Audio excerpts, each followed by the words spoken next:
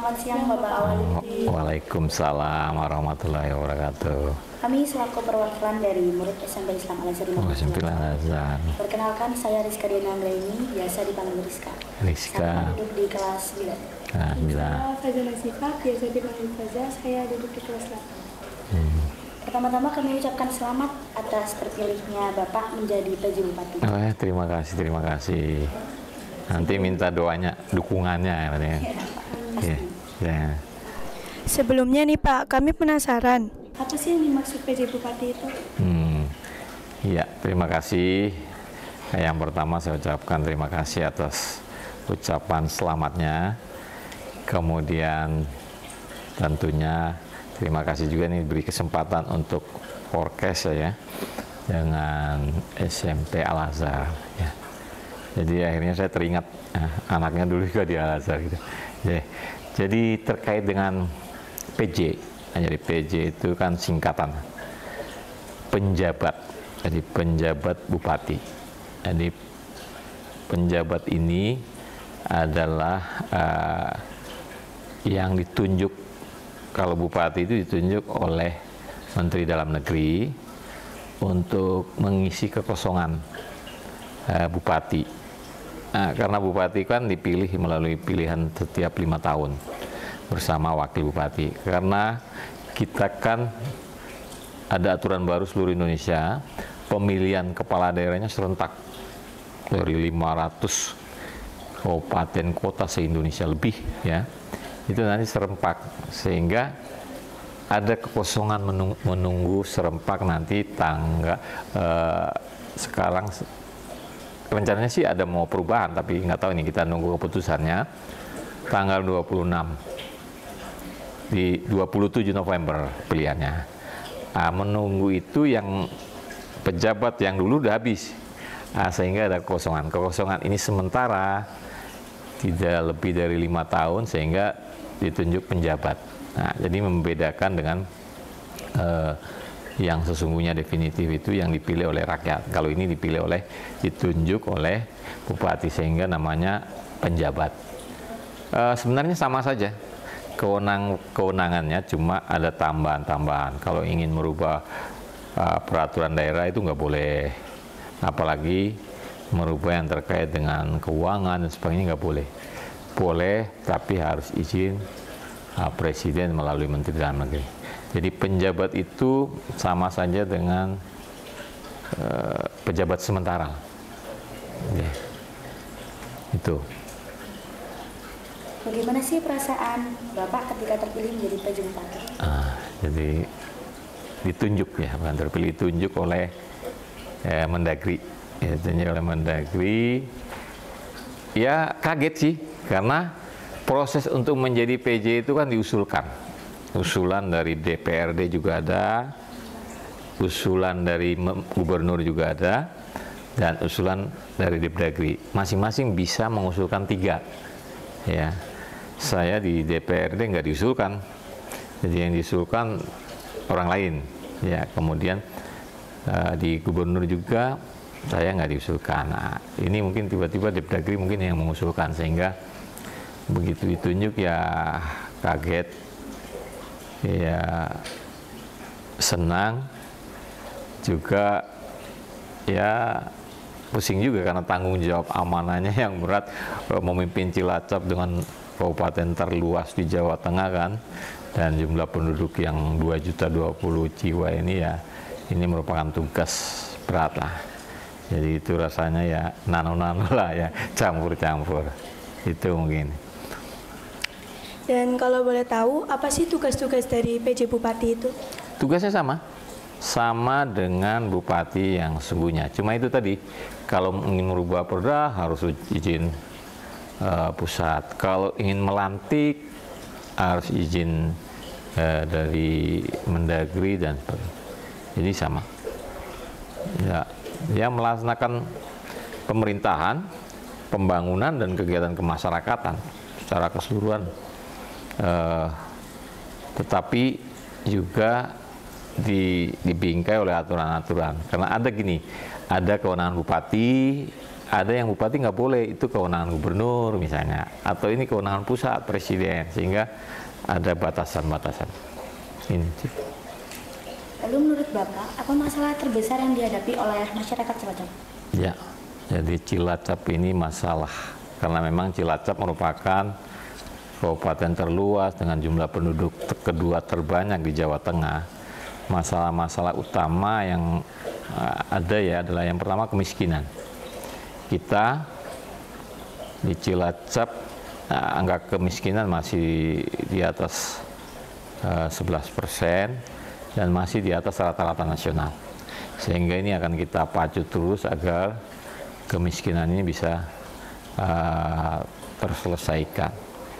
Yang kedua, permasalahan di bidang kesehatan.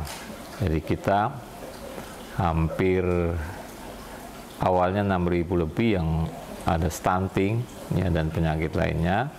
Nah, ini kita genjot terus agar resiko stunting ini bisa berkurang ya.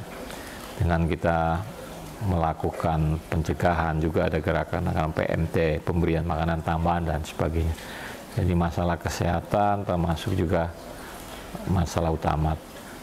Selanjutnya masalah pendidikan. Ya, pendidikan kita memang terkendala dari anggaran. Ya, kita ingin memang kadang sekolah gratis ya, tapi anggaran untuk membiayai di sekolah-sekolah begitu banyak di Cilacap juga nggak bisa, sehingga ya otomatis ini harus ada perpaduan, ada dukungan-dukungan juga dari komite dan sebagainya. Itu sih masalah-masalah utama di Kabupaten Cilacap, di samping masalah-masalah lain mungkin yang kecil-kecil lah, pariwisata dan sebagainya. Dengan melihat pendidikan di Kota Cilacap, apa pandangan Bapak terkait hal tersebut? Ya, itulah tadi saya sampaikan bahwa kita masalah utama termasuk pendidikan. Bagaimana harapan pemerintah pusat ya Pak Jokowi bahwa pendidikan itu gratis, ini masih sulit. Masih sulit kita laksanakan karena memang keterbatasan anggaran, misalnya APBD ya. APBD kita untuk anggaran pendidikan itu kan 20%. Tapi kita masih ada anggaran yang harus ada anggaran-anggaran lain, misalnya kesehatan, infrastruktur, gaji pegawai dan sebagainya. Sehingga ini tidak mencukupi, jadi istilahnya masih kurang. Sehingga kita banyak masih berharap dari pusat. Kemudian kedua, kita untuk SMA ya, sekelas SMA negeri itu masih banyak yang dari 24 kecamatan ini masih ada yang nggak ada SMA, khususnya SMA negeri, misalnya di Cimanggu, Kecamatan Cimanggu, Kecamatan Gandrung Mangu, Kecamatan ya yang lain lah, ada berapa, kayak di Pala itu masih ada, itu baru SMA negeri, SMK-nya juga mungkin nggak ada. Jadi sekolah-sekolah khususnya SMA kita masih kurang. Kemudian jumlah guru khususnya di SD-SD itu semakin hari semakin berkurang karena pensiun, karena ada batasan umur guru pensiun, tapi jumlah yang pensiun lebih banyak dari pegawai yang diangkat, sehingga kita juga masih banyak kekurangan guru. Untuk di perguruan tinggi kita mungkin sudah mulai bangkit. Ini kita ada universitas kayak tadinya Stikes, Al Irsyad menjadi universitas. Ini kemajuannya. Kita sudah punya Politeknik Negeri. Nah, ini yang bisa menjadikan andalan bagi Cilacap. Karena selama ini dibanding Banyumas kita kalah. Ya, di sana universitasnya udah besar dan banyak. Nah, ini mudah-mudahan Cilacap di bidang perguruan tinggi juga bisa bangkit. Jadi itu masalah-masalah pendidikan yang ada di Kabupaten Cilacap. Terkait dengan pendidikan Islam, bagaimana pemerintah daerah Cilacap berkolaborasi dengan lembaga-lembaga pendidikan Islam untuk memastikan penyelenggaraan pendidikan yang berkualitas? Iya, untuk pendidikan Islam sebenarnya ini ada dua jalur ya. Ada yang MI, MTS ya, itu yang dikelola oleh Kementerian Agama. Jadi itu Kementerian Agama pusat. tadi instansi vertikal yang ada di kabupaten kota. Mereka mengurusi baik itu MI, MTS yang negeri maupun swasta. Nah, kalau sekolah-sekolah yang masuk di dalam pembinaan pemerintah daerah dalam hal ini P dan K, ya tentunya sudah banyak yang kita bisa lakukan ya dengan sekolah-sekolah Islam atau dengan yayasan yang berkolaborasi untuk memajukan pendidikan.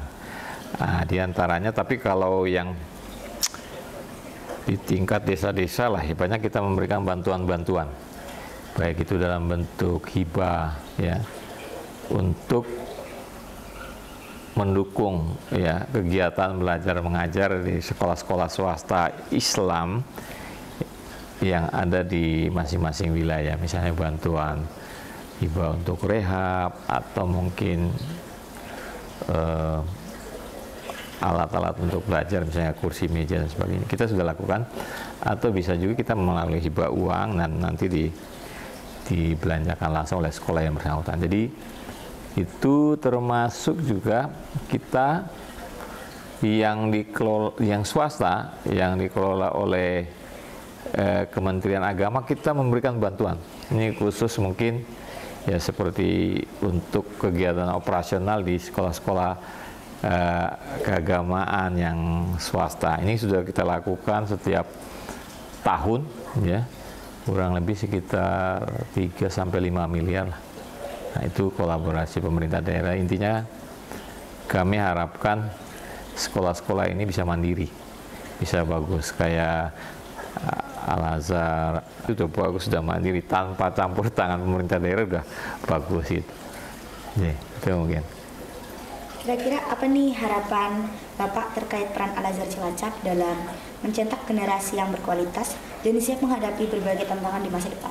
Iya, harapan saya mudah-mudahan ini sih sudah dilakukan. Al-Azhar banyak mendapat prestasi-prestasi yang bisa mewakili Cilacap ya, bahkan bisa sampai ke tingkat bukan saja provinsi tapi tingkat nasional yang sudah dilakukan. Harapan saya mudah-mudahan prestasi ini semakin naik, semakin bagus ya, semakin berkembang, nanti alumni-alumnya bisa ke depan ada yang bisa menjadi pemimpin-pemimpin di Cilacap. Mungkin adik-adik ini nanti yang bisa jadi kepala dinas, jadi bupati ya. Jadi PJ bupati tadi yang ditanya kan udah tahu nanti bisa, oh berarti jadi PJ bupati nih ya, asik dan sebagainya lah, bisa mewarnai di Cilacap. Dan ini sudah, saya yakin ke depan Al-Azhar akan semakin maju, semakin sukses, semakin bercahaya. Apalagi sekarang udah ada SMA ya? Iya. Nah, apalagi udah ada SMA, ini lengkap.